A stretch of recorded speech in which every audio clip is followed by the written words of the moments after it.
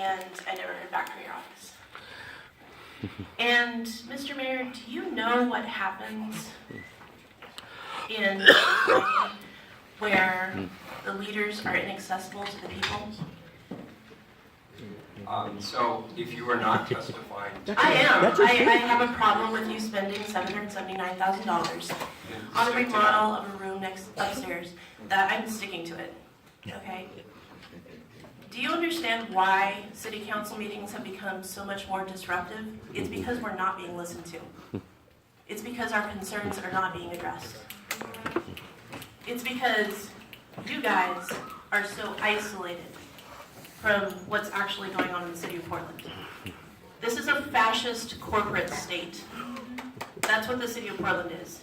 You listen to your cronies. You give money to them. They're allowed to testify. They're allowed to be heard. They're allowed to have their concerns addressed. But the people are not listened to. Do you understand that? I don't. You're demonstrating it right here, but please continue, but try and keep your testimony germane to the issue before you Spend the $779,000 on something besides the draperies on the room upstairs. Thank you. Any further?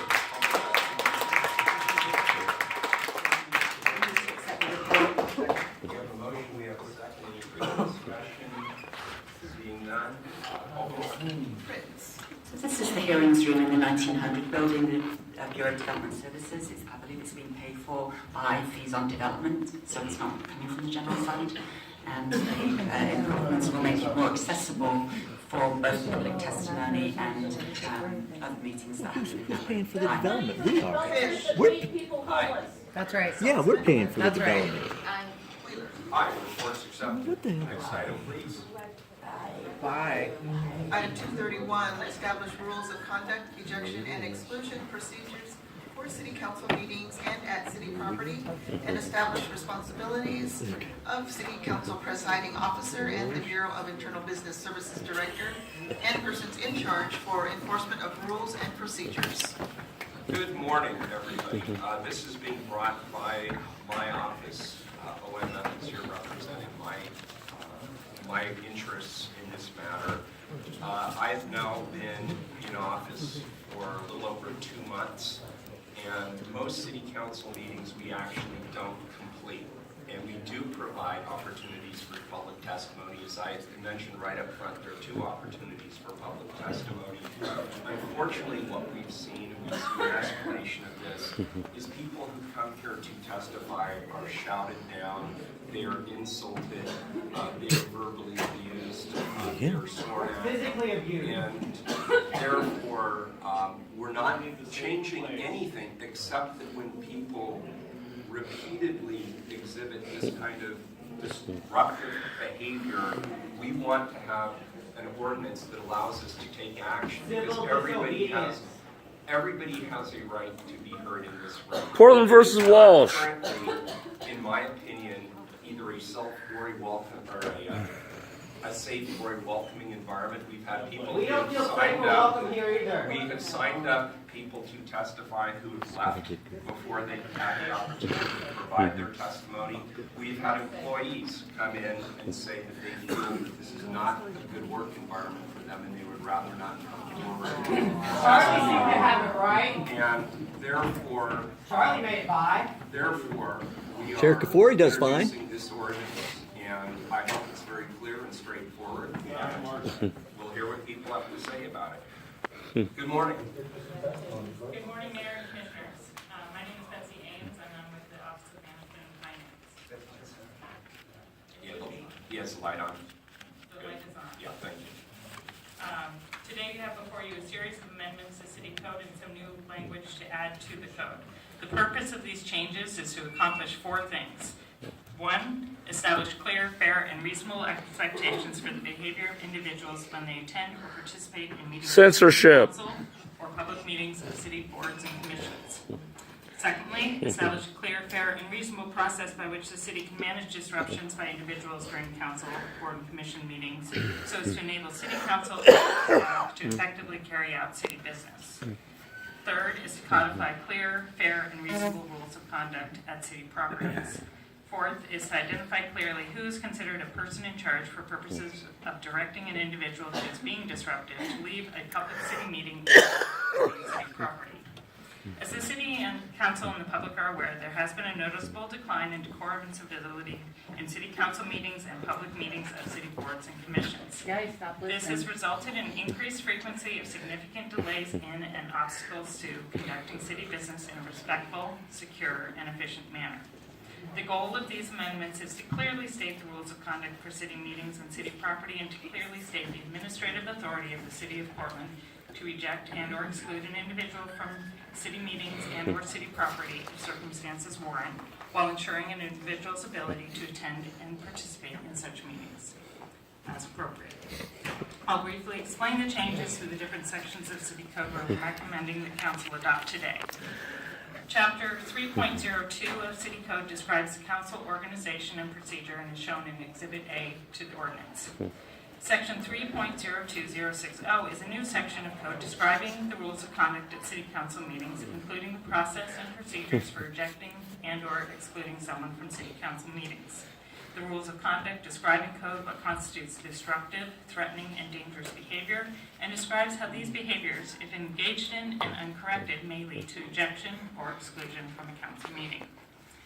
There are opportunities for individuals engaging in such behavior to self-correct, recognizing the need for common courtesy and respect for all participants in these meetings. There are also opportunities for guided correction, with the presiding officer providing the individual a warning before there is need to move forward with other options. The code identifies the progression from warning to ejection to exclusion for a person that repeatedly engages in disruptive, threatening, and or disruptive behavior. Ejection will generally resolve the issue, and exclusions are only needed if at subsequent meetings the same ejected person fails to either self-correct or follow a subsequent warning from the presiding officer, does not correct their behavior. Exclusions may increase in duration based on repeated behavior and severity. The code language further describes the notice requirements, allows for appeal of exclusions, and specifically describes how an exclusion does not affect or limit the right of the person excluded to submit written testimony or materials for inclusion in the record in consideration by the council. The language in section 3.02060 will also apply to any public meeting of a city board or commission. You've received testimony about this paragraph asking about direction for board and commission chairs. The city attorney's office has and will provide direction to boards and commissions about the applicability of the code. The process itself is specific to each public body, so an ejection or exclusion from council does not affect an individual's ability to attend other public meetings. Chapter 3.18, Rules of Conduct for City Property, is a proposed new chapter in Title 3 and specifically addresses real property, that is, the city's buildings, facilities, and lands. While the chapter itself is new, much of the language and the concepts are not new. Many of them have been taken from existing code rules and processes. Section 3.18010 identifies the positions of the city officials, defines persons in charge for the purpose of ordering persons to leave city property or to leave a public meeting of a city board or commission. This section moves and updates language from the current chapter 5.36 to have all of the relevant requirements in one place. Those requirements are for what applies meetings and properties regardless of who the assigned property manager is. Section 3.18020, Rules of Conduct at City Property, states its purpose is to enable the city to establish an environment that allows for the orderly administrative and business operations of the city and identifies the behaviors that are prohibited at city property. The 19 rules protect the health, welfare, and safety of all persons at city property and protect the city's assets.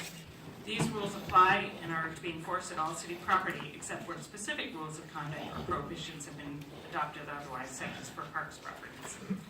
These are default expectations of behavior and clarify the rules that are already in place at City Hall before the start, posted for all employees and visitors to see. Section 3.8030, City Property Exclusions, identifies the consequences of violating the rules of conduct at city property to include exclusion from city property. City property managers are authorized to exercise administrative exclusions based on the process and procedures in this section. The section also describes a person's course of action if excluded from city property, including appeal to the city hearings officer and/or the ability to request limited modifications to the exclusion. Chapter 3.15 of City Code describes the responsibilities of the Bureau of Internal Business Services, including the duties of the BIBS director. Amendments to this section are shown in Exhibit E. The amendment language included there is intended to clarify the authority of the BIBS director to enforce the rules of conduct at city property and city property exclusions, and specifically describes the properties, including City Hall, the Portland Building, the 1900 Building, and others for which the BIBS director is responsible. There is no exhibit for the changes to subsection 5.36115 because we recommend repealing the entire subsection. That chapter of City Code relates to property control and mostly addresses how non-real property assets of the city are handled from a financial and accounting standpoint. Subsection 5.36115 and the current code relates to the designation of persons in charge, and we recommend repealing and replacing with the new language I've already described in chapter 3.18. To recap, the purpose of this collection of changes is to enable the city council and city staff to effectively, efficiently, and safely carry out city business while ensuring the ability of members to attend and participate in those meetings as appropriate. Thank you very much for your testimony. Is there any other testimony from staff? No more presentation. Very Could I good. just ask a Yes, couple of please, questions? absolutely. Thank you. So I was just thinking about city property. So this would not apply if the council or another city board or commission was meeting not in a city building. For the purposes of ejecting someone from the public meeting, the person in charge of that, for that meeting would be the presiding officer of that meeting, and they would have the authority to eject them from the meeting, So even if but it's... not necessarily from the property as a whole. Yes, right. So if, for instance, the Citizens Review Committee is meeting at PCC Cascade, there's an exclusion for that meeting and subsequent meetings. An ejection from that meeting. Yeah, and I do appreciate Kristen Malone, the chair of the Citizens Review Committee, asking the questions. I just want to make sure that I understand them. Does each body have do the exclusions carry across different meetings? Like if No. there's a CRC meeting, so it's each CRC meeting? It's each body is treated as a separate forum. Okay. Elected from a city council meeting, you still are able to go to a CRC meeting. Right. So Or excluded from city council, you would still be allowed to go to the CRC meeting. and the presiding officer of each set of meetings is the one who keeps track of what's happening. Yes. Okay, thank you, that's helpful. And then the question about persons in charge and concern that it might be overly broad. Could you just talk to how you got to that definition? I might want to see. Maybe we can take testimony and then get the answer later. Thank you. Great, thank you. That's it. And,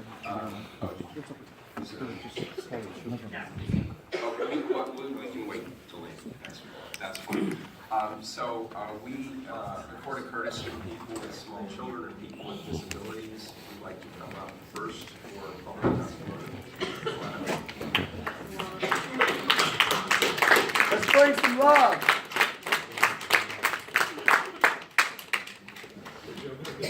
And understanding.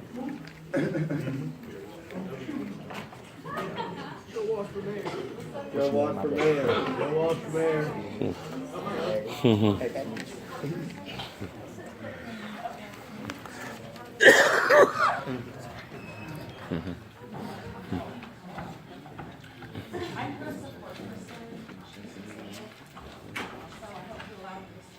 Certainly.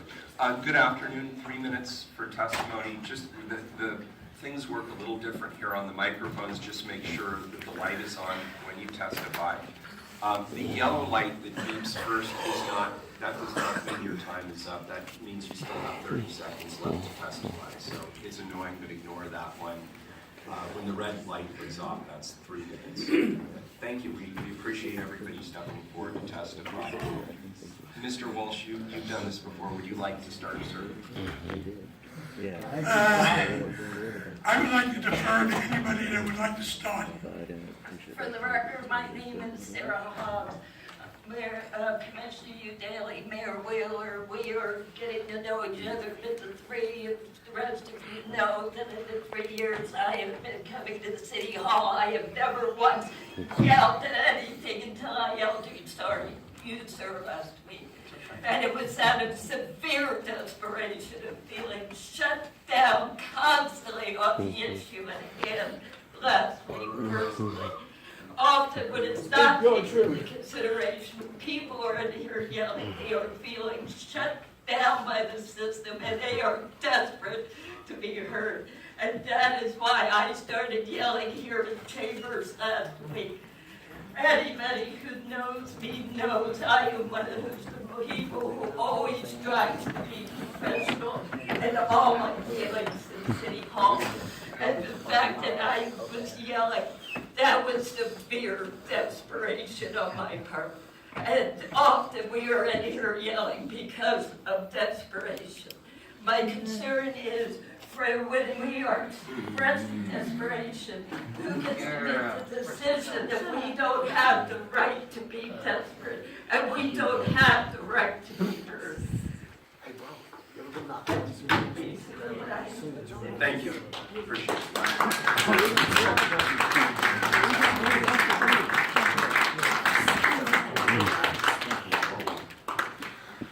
You have to be put in a position, we have to get in here yelling with you. Mr. Walsh. For the record, my name is Joe Walsh. I represent Individuals for Justice. I'm really the cause of this hearing. I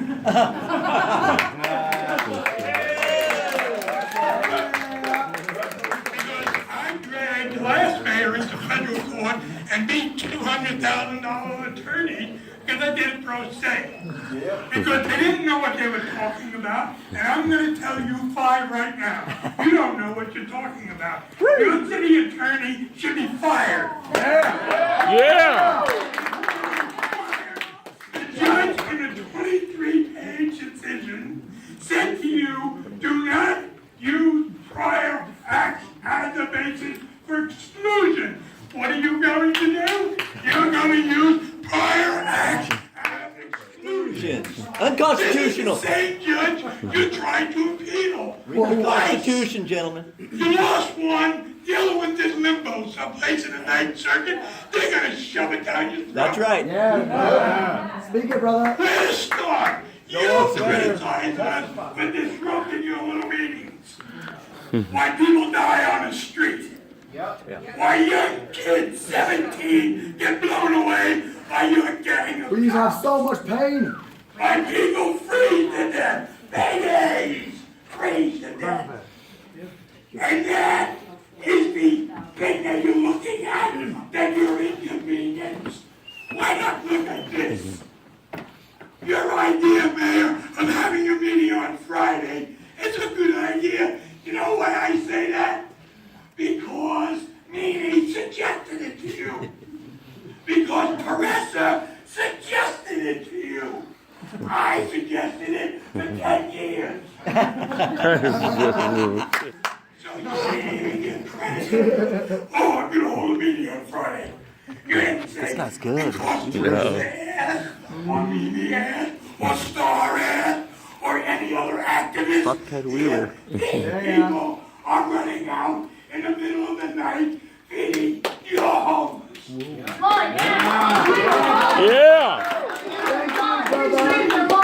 All you have to do Speak it. is to say, let's have this meeting on Friday, and let Walsh vent.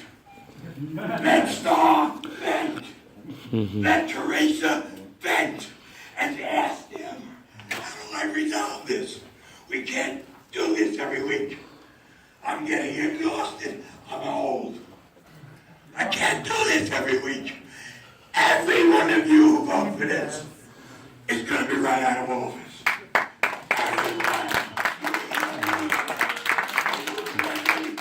You and me, they are Thank you, Mr. Walsh. Don't like me, that's an insult.